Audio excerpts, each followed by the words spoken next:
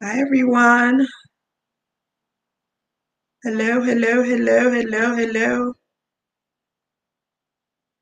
It's Friday night, and this is a test. I'm going to give it just a few minutes to see who all are able to make it. Your girl is not feeling good, but you guys are out there going on interviews, and I wanted to just make sure that this is out there because so many of you are hitting me up anxious about this process. This is a sound check. I'm going to give everybody a little bit of grace period. We're going to start around 7:03. There's so much to cover. Whoever's here is here, and we'll kick it off. I'm not going to hold you. I know it's Friday night.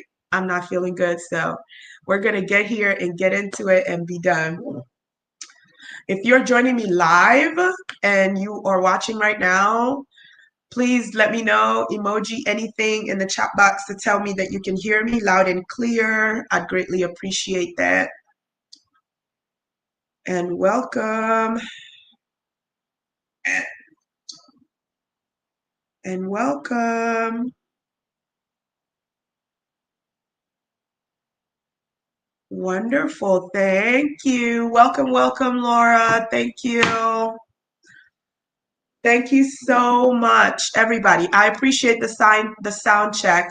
I'm gonna go. I think we only have one more minute and then we're gonna go because my hope really, really is that those of you who are here right now, that you will engage.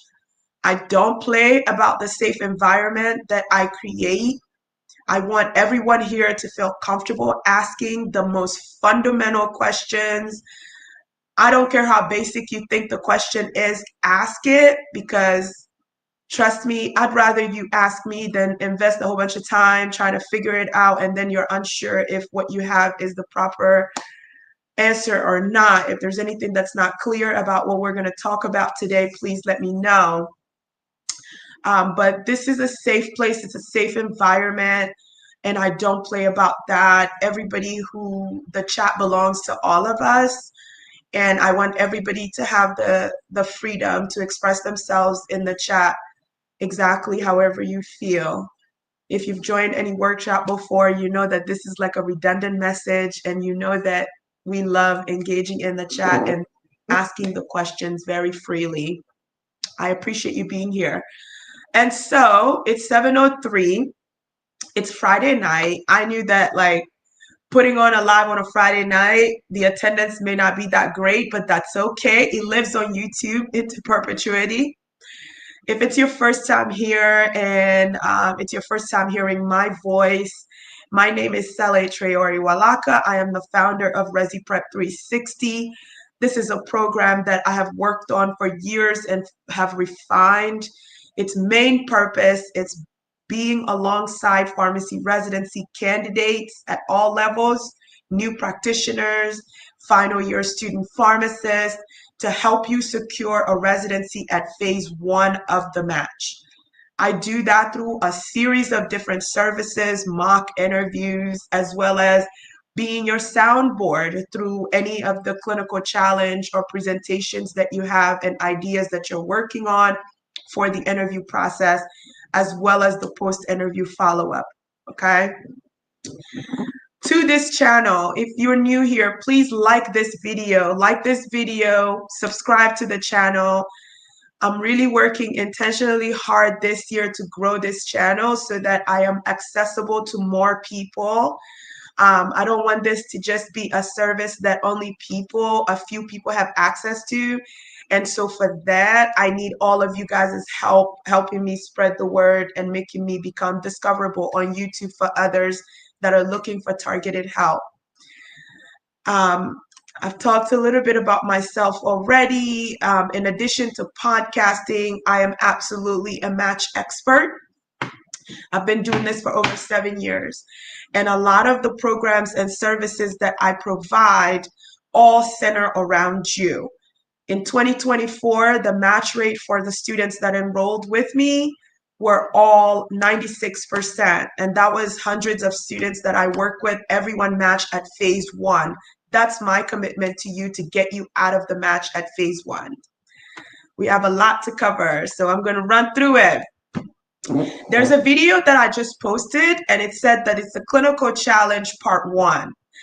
I really want to encourage you to go watch that video, because I went through that one and did that as a preamble to this presentation or this engagement, because it gives a lot of background about what clinical challenges are, all of the various categories they're going to challenge you in, so that you are prepared, right? One of the biggest things that I hear all of you talk about is how you're taken off guard. Like, they're like, oh, no one said there would be a challenge.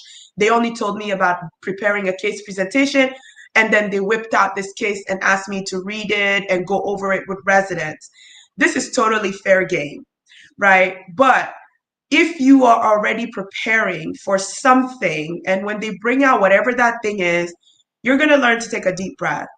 These scenarios are really to just test your ability to see how you solve real world problems. The cases they're going to give you, these are cases that they've worked on, or patients that come through their ED regularly, or patients that come through their clinic or hospital very frequently. So they want to know, like, as a resident, if you find yourself in that situation, how would you normally respond? And sometimes programs are doing this other curvy thing now. Instead of a clinical challenge, they'll throw an ethical dilemma out. So they'll give you a case, but then they'll ask you for an ethical dilemma. Ethical dilemma, like somebody who's an IV drug user that has heart failure, does that person deserve to get on a heart transplant list? Somebody who is a chronic alcohol consumer, should that person be allowed to get on a liver transplant list? Like, they'll throw you a medical dilemma, ethical dilemma, to see how you think. Some people are more comfortable with ethical dilemmas because ethical dilemmas don't necessarily have a right or wrong answer.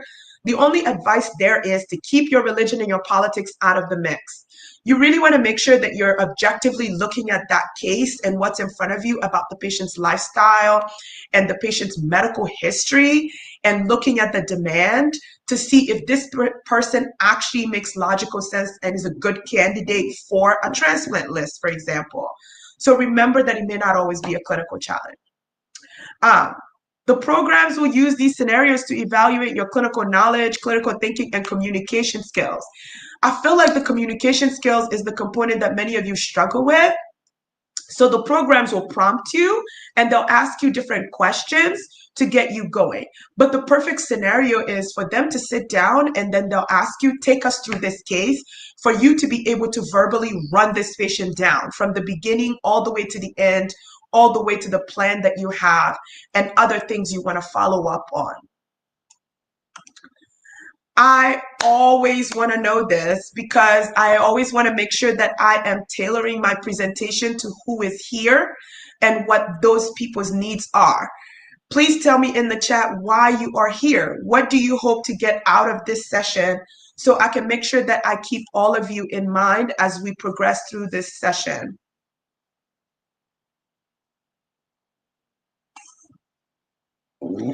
Why are you here? What do you hope to get out of this session? What do you hope I touch on, that I cover, that I teach you, that I show you? Don't be shy. I'll give it 10 more seconds before I move on.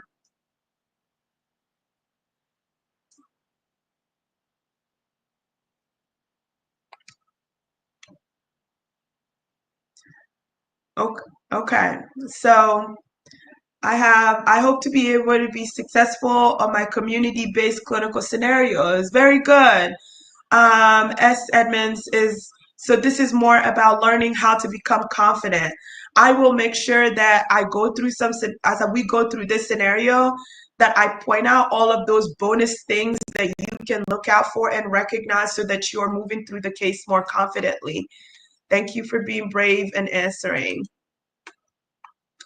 So we're going to review a patient case today. And we're going to work through step-by-step approaches for deconstructing the case. Like, you're given a case, it could be half a page, it could be 1 page, it could be 3 page. What I'm going to teach you is what are the components of that case that you need to be able to pull apart in order to see this thing clearly for what the issues are? And how do you effectively deliver that patient case as you present it? Excuse me. Sorry. Full warning, I'm not feeling well. To be prepared, April responded, to be prepared to expect the unexpected cases. Yes, we will go through that. So the case we have today, let me see if I can block myself out so we can see this clearly. 56-year-old Hispanic male patient with a past medical history of hypertension and diabetes, recently hospitalized for heart failure exacerbation and discharged from the hospital 7 days ago. The physician prescribed him several medications and sent them to the pharmacy, which is a few miles away from him.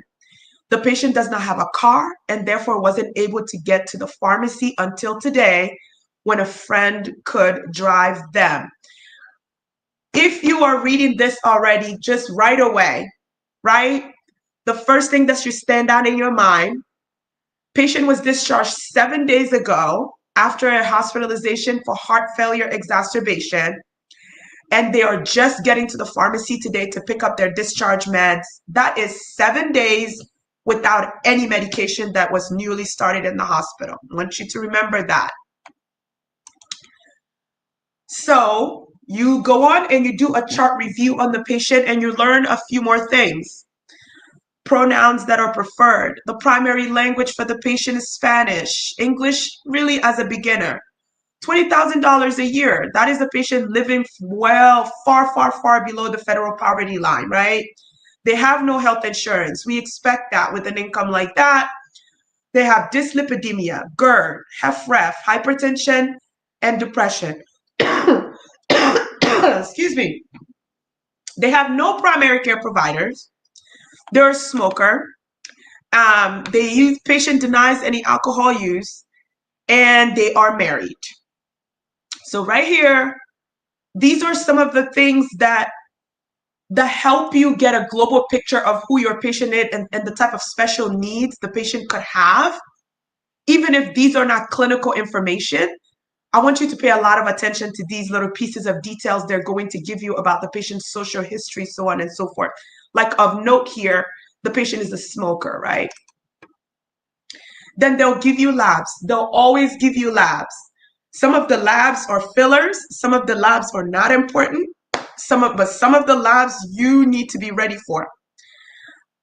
They give you two columns. They give you the patient's labs from 3 years ago, and then the patient's labs from discharge 7 days ago. So you have a set of numbers here from 7 days ago and 3 years ago. Right away, we can make some assumptions here. So we have hemoglobin A1C going from 5.9 to now 6.5. Fasting blood glucose is also higher. Their total cholesterol is higher. HDL is higher. LDL is higher. Triglycerides is higher. Their creatinine clearance has been calculated for you. I think this is a bonus. This may not always be the case. Be prepared to calculate creatinine clearance on your own. But I think it's great that you have it here. The patient's blood pressure is listed for you. Remember that you have the patient's age, right? So based on the patient's age and comorbidity, you should be able to know what blood pressure goals are for him. Their heart rate, he's 210 pounds, clearly obese with the BMI over 30, right? Now, prior to admission, before they got in the hospital, this was the medication list.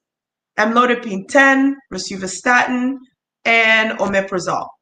All these were once a day medication. At the time of discharge, though, this is what he ended up with. He ends up with continuation of the amlodipine. They switch from rosuvastatin to simvastatin, lisinopril 5, spironolactone, furosemide, and Jardiance are started. Right? I'm going to give you a second to take a look at that med list. Excuse me. Oh my goodness.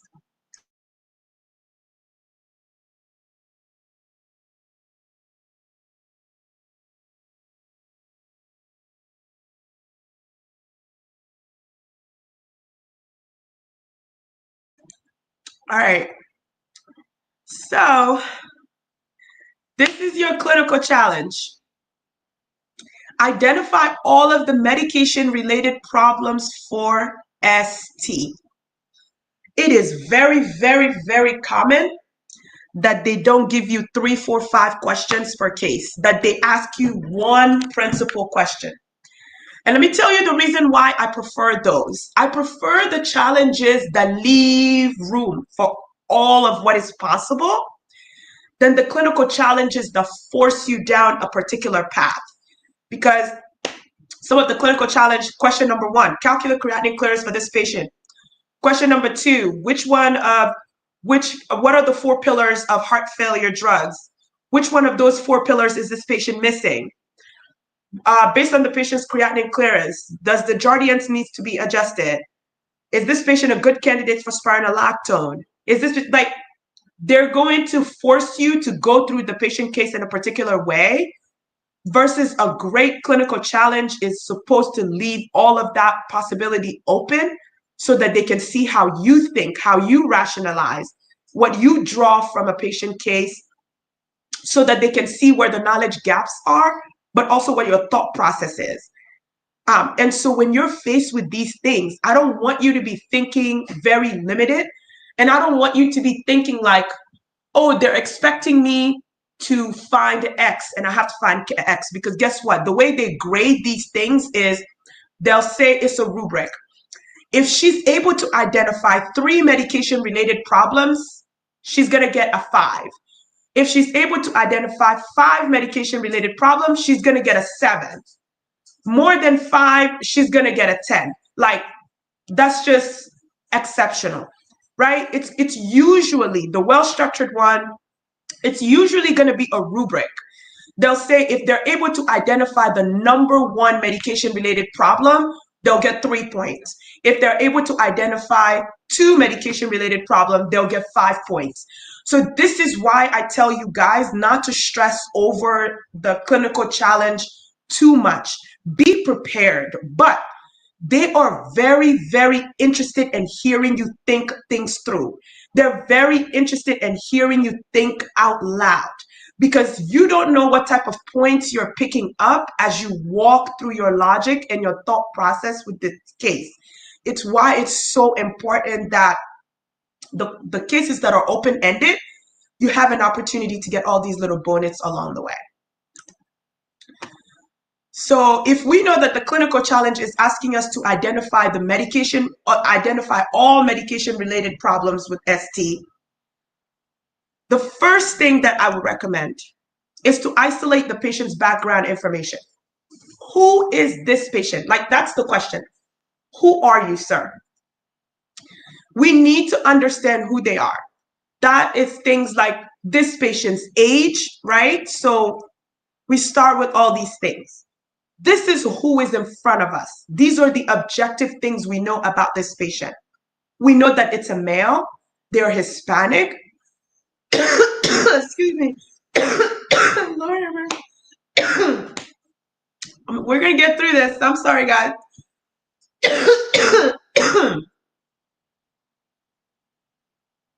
They were discharged from the hospital like a week ago. And we know that that discharge or that admission's reason was heart failure exacerbation. We understand that they have limited English proficiency, right? They have no health insurance. Annual income is terrible. They smoke currently and they are obese. This is our guy. This is our patient. And so whatever plan you decide you're going to develop for this patient, it has got to take into consideration all of these. That's the point of why isolating the patient background is important, right? Understanding who is the patient, like what resource limitations we have, what's there, what's not there, is very important, because you don't create plans in a vacuum. You can't you can't recommend a medication for a patient who is uninsured and they cannot afford to pay for it, right? Social determinants of health. This is where like the bonus and the separating yourself from the crowd component of your case could come in, right? Social determinants of health are those things that have a direct impact on a patient's outcome that are not health related. Not health related. That's what you want to think about. So if they tell you that the patient lives in an area that has a high crime rate at night, that's somebody who cannot go to the pharmacy after dark, right? The patient has transportation barriers. This is a patient who's primarily Spanish speaking. Like, the language he speaks has nothing to do with his health, yet it has significant impact on the quality of the care and the outcome that he's going to get. So absolutely, this is something that you have to take into consideration. There are major financial constraints here. And the fact that he doesn't have a primary care providers, that's a big issue because he's living with several chronic diseases that have a lot of secondary impact that could happen to him. He's diabetic, has hypertension and hyperlipidemia. His risk is exponentially higher for going into chronic kidney disease or having a major cardiovascular death, right? These are the things that are related to your person that don't necessarily have anything to do with his health, but they determine his health outcomes. When you're presenting your case, touching on things like that are great differentiators. So then we get to what are the active conditions, because these are the things that we've been told the patient has, right? They tell us he has HFrEF. So now here's a question that could usually come in your case, and I want to see if somebody can tell me in the chat. What is the ejection fraction cutoff for the patient to be classified accurately as HFrEF? I'm expecting my chat to light up very soon. What is the EF cutoff for HFrEF?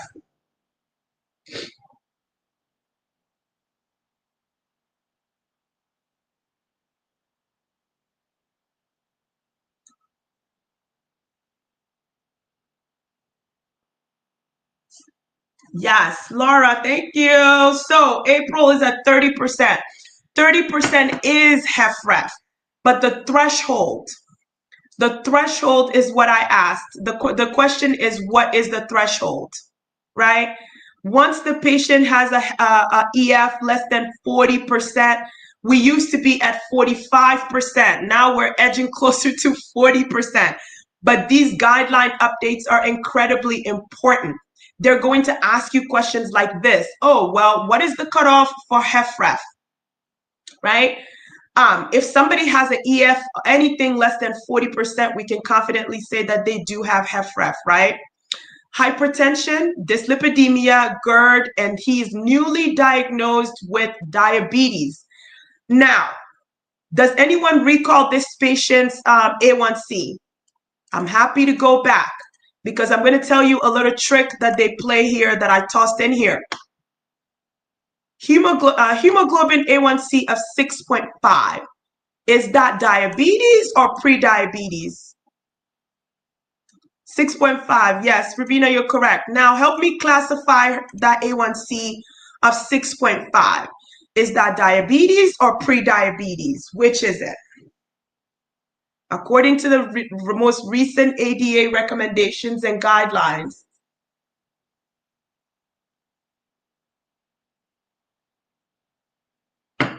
You guys are doing great.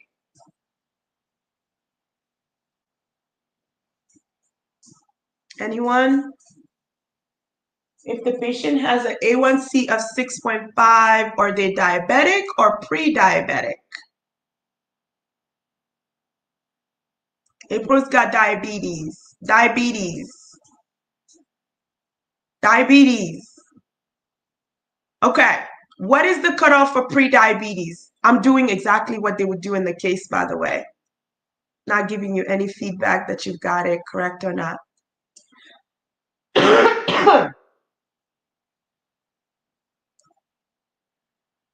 What is the A1C for pre-diabetes? If A1C is equal this, you have pre-diabetes. We're getting close. Good job, guys.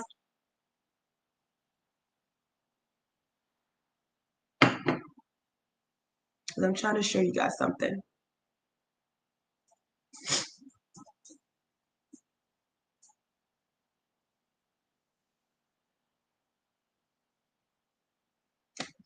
Are you guys there?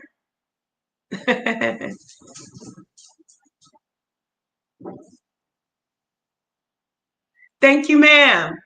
So you see, the thing that's going on is we've got a person who's been pre-diabetic for over 3 years that was on nothing, right? Did you guys pick up on that? Look, they do this sometimes. So check this out. 3 years ago, we had an A1C of 5.9. He comes in now at 6.5. But if we look at his prior to admission medications, what did that tell us? Amlodipine, rosuvastatin, and omeprazole. When you are looking at these cases, and your ability to pick up on things like that would be awesome, because it not only conveys that you have a good command over the disease state, but it says that you really are paying attention to the little detail. When they give you one snapshot of data, you're stuck. But if you have two sets of data, I need you to really put all of the results side by side and be able to speak to that.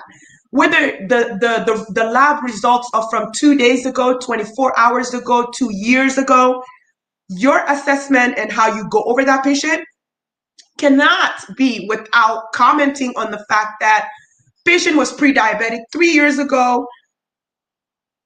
Excuse me. We're going to get through this. We're going to get through this. To say the patient was pre-diabetic like 3 years ago and nothing had been done. He's on nothing. And now presenting with A1C of 6.5, and you see his BMI, his 210 pounds. I think they give us a height as well. This all tells us that medication therapy management initiation is now warranted, right? Very good. I love that you guys are playing along. This is great. Step 2. For each of these disease states, we need what objective data do you have to support each diagnosis? Lifestyle modification is usually recommended. Yes. So Sarah brings up a really good point. Let's talk about that for a second.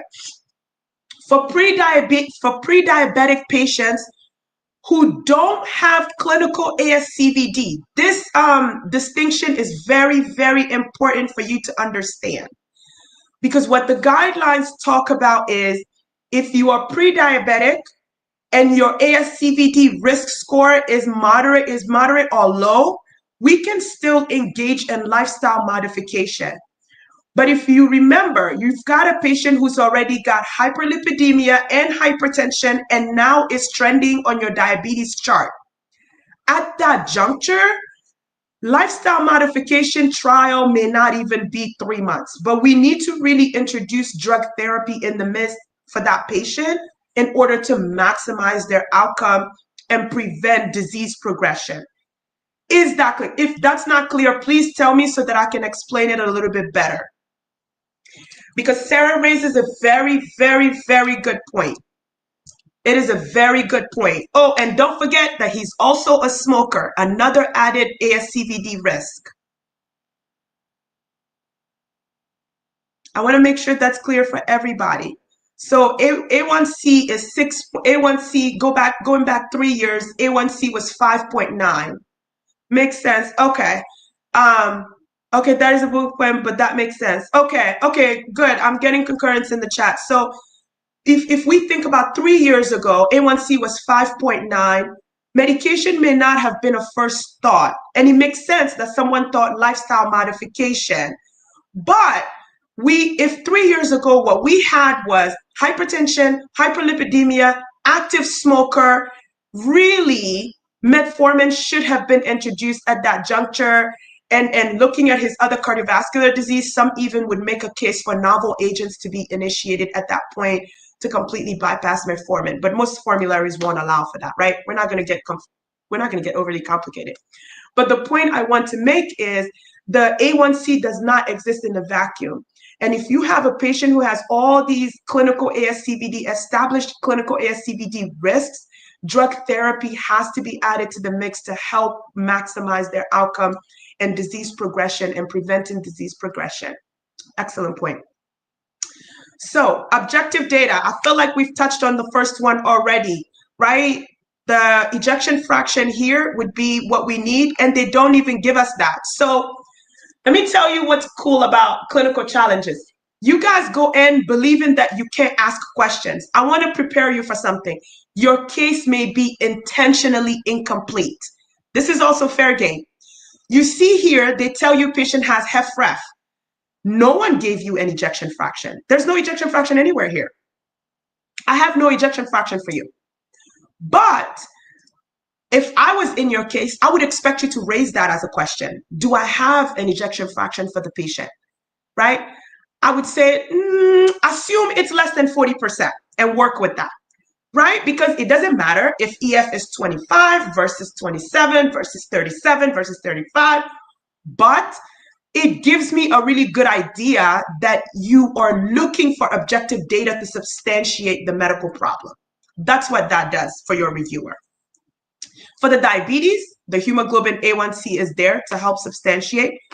We have all of their lipid panel here supporting the dyslipidemia. Their blood pressure is also here. Blood pressure is also, so 56-year-old who has diabetes, what should be the blood pressure goal for this patient? Ooh, this is spicy. I like it. Let's get into it because that's what they're looking for here. They're very interested in knowing whether or not you know what the blood pressure cutoff goals should be. He's 56 years old. He's male.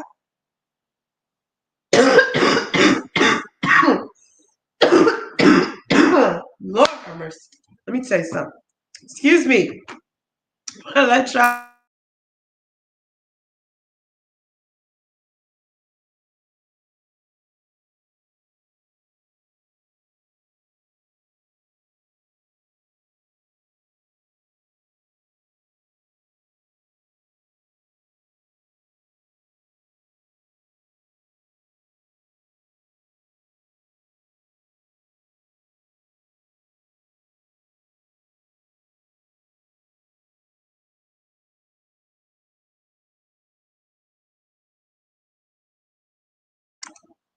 I'm trying to make sure I'm back. Yes. So very good. All right. Ooh, I got options. All right. Less than 130 over 80. Then I have less than 120 over 80. Less than 120 over 80 is really low, Laura. So let's think about non-diabetic, non-diabetic essential hypertension. Our goal for that, less than 140 over 80, right? Then we get into less than the age of 65 with diabetes. We get into the goals of less than 140 over 90 or 150 over 90. This guy is like less than 140 over 80 range is what we would target for him. Because again, of all of the clinically established ASCVD risk scores, right? So I hope that that's clear. And I'll be the first person to admit here that I have to look up these blood pressure goals every single time because it's usually based on their age and their other compelling risk factor. Like if the patient has had a ACS in the past, the goal changes. If the patient is over 65, what happens is that we are less stringent with the blood pressure goals because we know from all these different studies now that stringent blood pressure control in elderly patients just increases their risk of fall. I don't anticipate they're going to give you an elderly patient on your case. It's usually going to be less than 65 because that's where everything is simple. It's simple to know what fasting blood glucose goals are for patients under 65 and non-pregnant. It's simple, it's easier to determine what blood pressure goal is for patients under 65 and non-pregnant. But when they become over 65, there are all these other compelling indications that you have to factor in as if it's not complicated enough.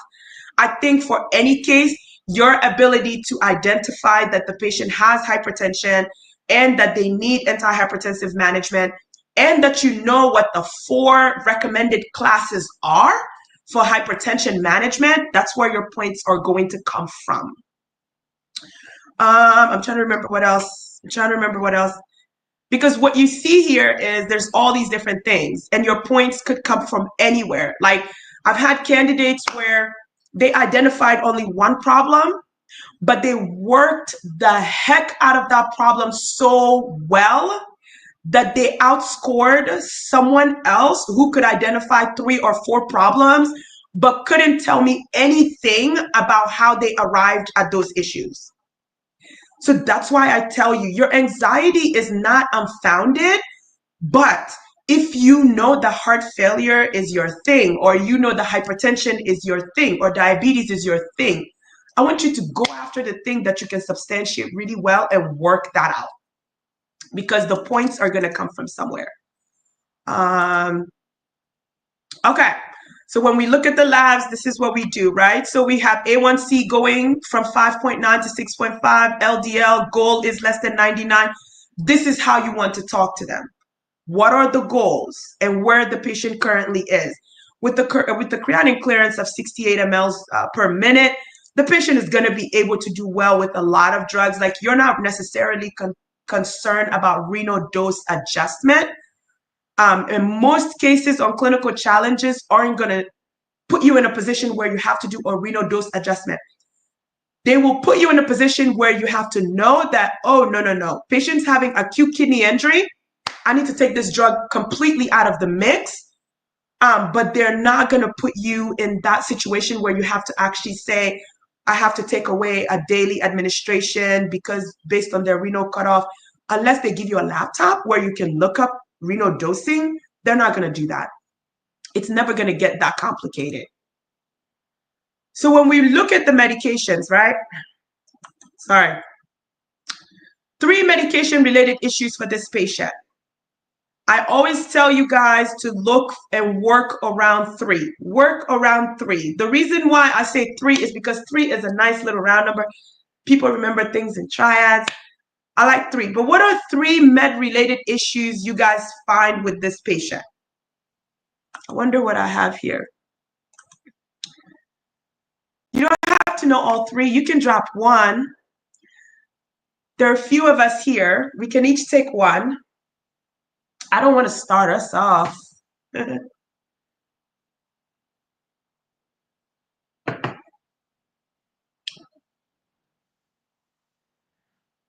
He's got a lot of med-related issues, but I want us to talk about 3 with the time we have. Can I show you anything to help you decide?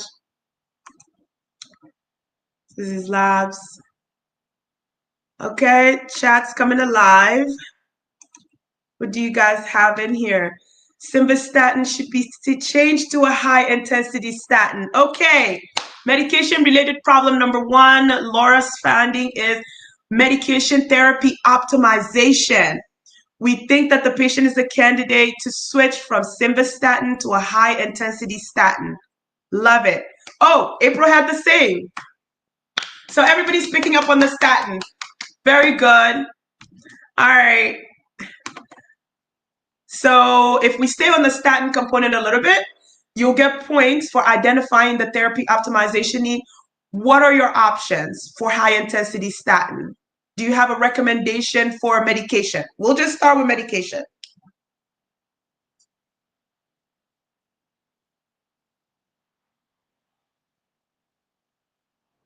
You're going to switch from sim to what? If you're interested, don't focus on dose just yet. I'm just talking about drug selection, right? Okay, I got drug and dose. Simvastatin 40. Go ahead, April. Go ahead, April. Very good. There's another one, but we won't, it's fine. There's another option. We know that atorvastatin is the next guy that we have at our disposal. Yes, Laura, that we have at our disposal for high-intensity statin. So that's therapy problem number 1. Very good. So with a statin, what are some major counseling points? These are the things that they could ask you, right? Keep in mind. What are some major counseling points, right? What is the major black box warning associated with the use of medications in this class, right? So you guys get into rhabdomyolysis, what are going to be signs and symptoms? You got to counsel the patient on for that. These are where all of your other bonus little points will come from. Knowing the drug and the dose, myalgia, monitoring for myalgia, very good.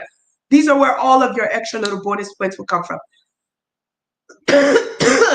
Medication therapy problem. I need two more. You guys are doing great, by the way. And I'm so sorry that you have to sit here through my coughing.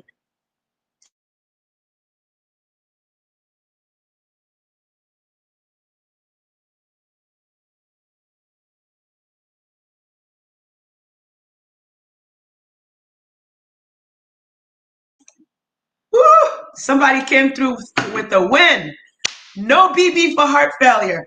Heart failure is coming alive. I love it. Okay, so I was thinking an SGLT2 inhibitor considering HFrEF and diabetes, but because he was uninsured, yes. Okay, yes, yes, okay, all right. Let's break this down. Rubina, I hope I'm pronouncing your name correctly. You kicked us off beautifully. One of the ones that I thought would be first out of the gate, medication therapy problem here is we have a gentleman whom we know has HFrEF, and if we look at his medications, he is, I'm trying to get to it. This is the medication prior to discharge, right? We are missing a beta blocker for heart failure. So you're going to get big bonus for that. The next question I have for you is, which beta blockers have established evidence for improved mortality in heart failure? Let's go. I'll give you guys a hint. There's 3 of them. Come on, we're doing this together. We're doing this together, y'all. There's 3 of them. We've got 3 beta blockers that have established evidence for mortality. Ayana, which one? Correct is correct. Yes. Which of the metoprolols? Bisoprolol. Yes. Rubina. Excellent. All correct. So it's carvedilol, metoprolol, succinate. This is very, very important because let me tell you what could happen during you guys' case. They'll put the patient on metoprolol tartrate. You have to pick up on the fact that no, great for the beta blocker, but it's not the beta blocker with established mortality benefit. Excellent job. Great job. Okay, great. Rubina got us off. Ayana, thank you so much. The Coreg and beta blocker and bisoprolol, those were all correct. So we need to, what do we want to do though with the beta blocker? Like, what is our intervention here? I didn't realize she's on an answer. Oh, but Sarah, we're coming to your point because you raised an excellent point with the SGLT2. What do we want to do here? Because the patient is already on a medication for blood pressure, right? What is you guys' decision? Keep amlodipine or get rid of amlodipine? What do you guys know about calcium channel blockers used in heart failure? This would be a big bonus if you know you got asked it and you knew it, because you would go to the heart of the case, like you understand pharmacology really, really well, right? Let me back it up a little bit. So amlodipine, is that a DHP or an NDHP calcium channel blocker? Because that's a fair question they'll ask. It's a C1. Did you say C1? Non-DHP, right? Lord have mercy. So, hold on.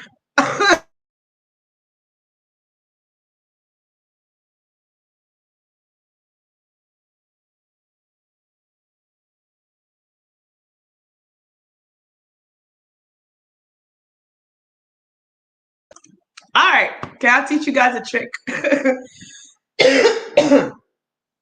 Contraindicated. Oh, CI, contraindicated, yeah. So, amlodipine, it has an N in it, but diltiazem and verapamil, they don't have an N in it. I'm sorry, the coughing made me hot. Okay, so amlodipine. I'm like dying in here, sorry. So the medications that have N in it, nifedipine, amlodipine, those are your DHPs. The medications that have no N in the spelling, like verapamil and diltiazem, those are your NDHPs. That's how I always remember it. That's how I always remember it. And I hope, like, in my state of crisis, I explained that correctly. Right? These are not indicated. They actually have very good evidence established that they exacerbate heart failure symptoms. So for the intervention you have here is to squash the amlodipine and replace it with the beta blocker that has mortality benefit, established mortality benefit. Pick one, right? Like, it doesn't matter. Your patient has a heart rate of 78. They can still be initiated on a beta blocker. An advanced question you can get asked on a clinical challenge is like, what is the cutoff at which point you cannot initiate a beta blocker for a patient who has really low heart rate? That is going to be slightly more advanced. I think it's more resident level, in my opinion. But we do get students that come in that can actually articulate and speak on things like that, and we do give credit for it. So very good. You guys like the lisinopril the way it is. I think as a start, it's okay to start, even though I think 10 milligrams a day is a great place to start, but clinical practice, and you can make a case for there are a lot of medications being initiated that have an effect on this patient's blood pressure, which is not ridiculously elevated. So you're starting low to see how this patient in 2 weeks' blood pressure is able to handle all of these drugs that are being added. The thing I want to address and ask, what are the 4 pillar? Yes! Ayana just went light years ahead, like my next question that's coming. So my next question that's coming is, what are the 4 pillars of heart failure treatment? And in those 4 pillars, what is the argument when it comes to Entresto versus ACEs and ARBs? And Ayana drops the question in our chat, could we discontinue lisinopril and start Entresto? Excuse me, we absolutely could. We absolutely could, but there's this little stipulation here that also allows you to gain points. How would you do that? Everybody, you're going to convert a patient from an ACE inhibitor to an ACE and to an ARNI. What is the recommendation on how we safely do this conversion?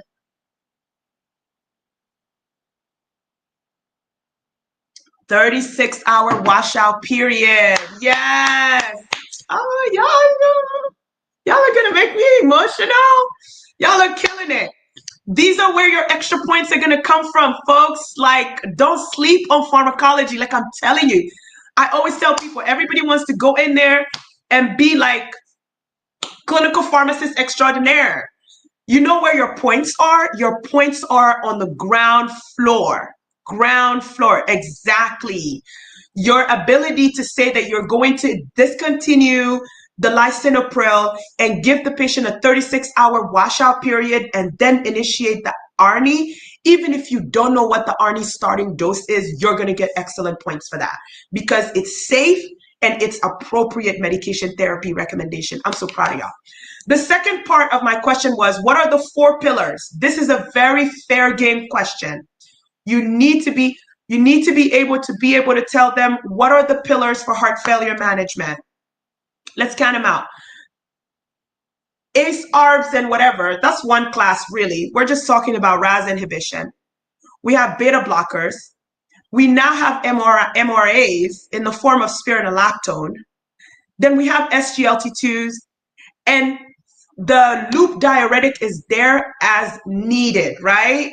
Your patient's clinical status and the patient's fluid status is going to determine the frequency and or dose of the diuretics and the diuresis and to what degree that they need that. So when we think about all of those drugs that are pillars, this is what I'm going to tell you. It is imperative that you know the drugs that have mortality benefit from the drugs that just have disease progression and quality of life management. I can't stress this enough. I cannot stress this enough. In the heart failure guideline and the pillars, drugs that have mortality benefit compared to drugs that are there for disease management and symptom management. If you can clearly differentiate those two when you present your patient, you've killed it, like it's done with. Even if all you do is take the heart failure and you can't do the diabetes and all that other stuff, you've killed it. It's done. Sarah raised a point earlier about Jardiance's initiation. Jardiance's initiation in this patient makes perfect therapeutic sense. We have a smoker who has hyperlipidemia, who has hypertension, right? And they have all of the cardiovascular and ASCVD, clinical ASCVD compelling indications to benefit from the initiation of SGLT2. And they have an ejection fraction that is reduced. They benefit from it. But do you guys remember our social determinants of health? And the fact that our patient doesn't have insurance, and the fact that our patient only makes $20,000 a year. And so in this situation, what can we offer the patient? Does anyone know? Because there's a thing we can do. And if any of you know this, like, I'll be blown away. Because it's not something they teach us in school. But there are patient assistance programs through the drug company. And for a patient who is only making $20,000 a year, he's an excellent candidate for patient assistance program through the drug company, and they will absolutely provide him the medication at no out-of-pocket cost to him. This is a very important thing that we need to teach more pharmacists, because we don't want to eliminate highly effective medications off for patients because they cannot afford it. And so these patient assistance programs through drug companies would absolutely be a great option for a patient like this who's living far below the federal poverty line. So both his Entresto and his Jardiance would be absolutely able to go through the drug company where he'll get it for free for 12 months every year on a year. Questions about that? And then that was step 2. So we did all of there was a third one. The third one is really diabetes management. What do you guys want to do today? So let's assume that we made a decision to start Jardiance for his diabetes, for heart failure. Are you comfortable today? I mean, they would ask you this. Are you comfortable leaving the diabetes management to the Jardiance today? And why? Right? I want to see if anyone has a rationale for me in the chat. I'm not going to give it too long, because asking you this is like them pushing to see if you've reached that kind of resident level of difficulty with questions. Someone take a crack at it. It's a safe space. Nobody's judging here, I promise.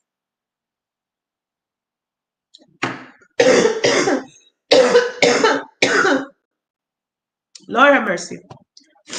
I appreciate you guys sitting through this.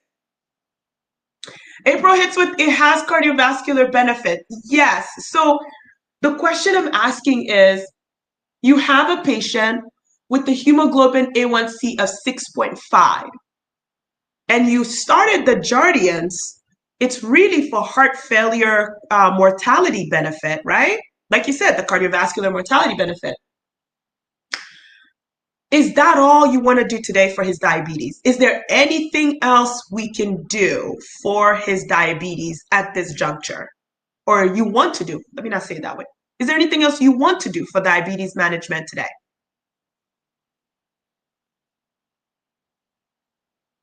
Yes or no? And then I'll explain a little bit about where a question like that could be leading you.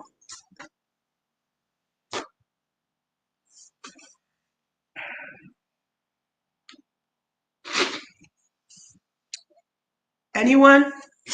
Okay.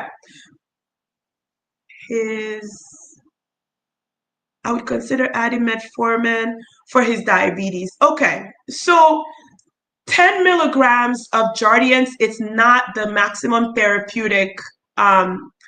Yes. Okay. So same, but not sure. That's okay, Laura. Rubina will lower A1C to a little less than 1%, right? Okay. So when we think about maximum dosing for Jardiance or optimal dosing for Jardiance, it's about 25 milligrams, right? But for heart failure, it's flat 10 milligrams. In a patient with an A1C of 6.5, where we are really starting this to try to get this thing under control as quickly as possible, I would stop here, but then provide the patient other forms of management to lower their risk of cardiovascular death, right? Remember, you have someone on your hands who's smoking a pack a day. You have someone on your hand who is obese, 210 pounds, only 56 years old. So this is where the education and the lifestyle modification is going to come in to supplement the Jardiance's presence on board and then reassess to see if it works. I agree, Ayana, right?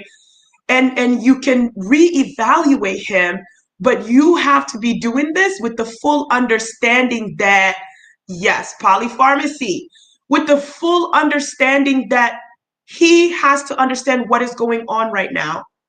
We have to think smoking cessation. We have to think lifestyle modification in the form of more physical activity. We have to think about the fact that this is a patient who is Hispanic. Carbohydrates, rice, is a huge cornerstone of his diet. So a dietitian to maybe teach him a little bit about how all of these different things are impacting the diabetes in the course of 3 years. It didn't go up ridiculously, but it's going up steadily. And over 3 years, it's gone up by over a point. And that's concerning. You guys are like the most amazing group ever. So for each of these problems, it's important for you to think about what the goals of care is. For diabetes, we're always thinking about prevention of micro and macrovascular disease, prevention of death. Like I had a student one tell me, like when preceptors ask me, what are the goals of care? His first answer is always going to be prevent mortality, because that's what we're in the business of, for God's sakes. That's our first priority, right? So it's almost like everybody accepts it, but he's not wrong. Prevent mortality. For heart failure, absolutely, it's prevent mortality. It's why like 90% of all the pillar drugs are all there because, as number one, because they have established mortality benefit. I think it's very important as you go through these cases that you articulate out loud what the goals of care are. What are the goals? Like, we want to prevent hospitalization. We want to prevent exacerbation.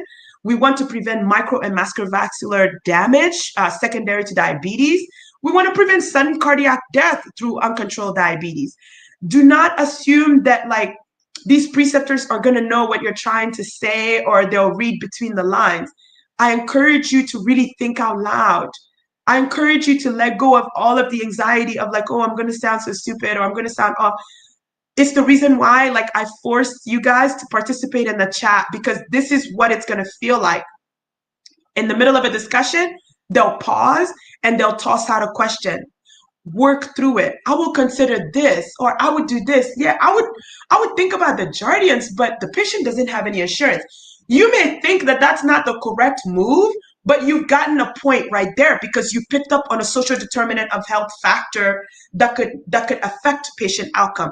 That tells them that, yeah, you have a really good and global understanding of the patient as they are, right? Guideline recommendations are paramount. What is the governing body for heart failure? I think that's the hard part, thinking out loud under pressure. Laura, you couldn't be more accurate. And I think that over time, it becomes comfortable. So give yourself a lot of grace too. Your first clinical challenge is going to rock you. Like, even if you're like the most savvy person with heart failure, diabetes, hypertension, you're going to feel like it's trying to knock you off your axis. Take your time. Really, really take your time and sit down and write your notes out and think through your answers. You're nervous at baseline, and then they add this other thing there. and this other thing there, and you just feel like, and I think like it's a side effect of pharmacy school, everything you've been doing so far has been heavily dependent on you have to know the right answer. The answer is A, B, C, or D. One of these is the right answer. Versus now, you're entering this other phase of practice where the right answer comes about after a discussion, after an exchange of ideas. And sometimes the right answer looks more grayish than it really does black or white. So it's an adjustment, but they want to see that you have the maturity and the confidence to actually engage in those intellectual conversations with anyone to be able to arrive at the right part. So give yourself a lot of grace for that. And most, Sarah comments, most programs don't allow to use drug information resources. Unfortunately, that's true because that pressure component, they care.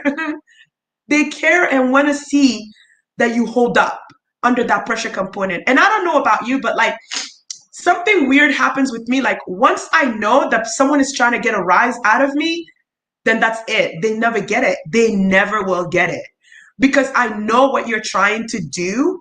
Now all of my energy goes into making sure it's like, you're not going to see me sweat. I need you to embody that, okay? Like when you're sitting there, it's just like, you're not going to see me sweat. Acknowledging that you are unsure, acknowledging that you don't know is never going to have you lose points.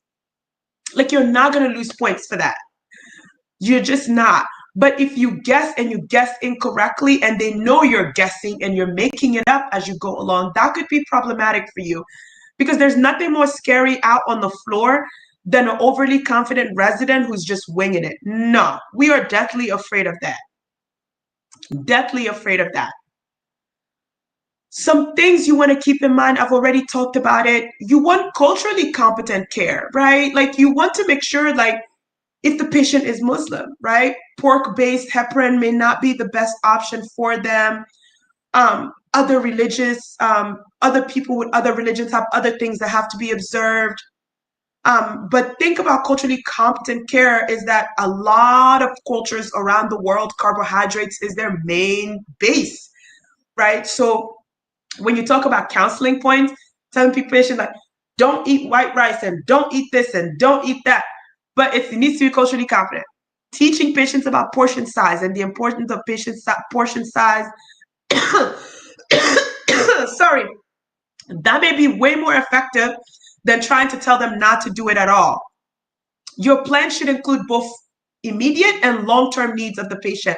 Excuse the typos. The thing with the long-term plan here that I think is really important is they could straight up ask you this, or they may not ask you at all, but they could straight up ask you, okay, you want to start this patient on Entresto. What would you monitor for? And how long after you start on Jardiance do you want to see the patient back in clinic to reassess them? So I want you to be thinking about that, right? Blood pressure medication of any kind, beta blocker, ACE inhibitor, any of those, 2 weeks.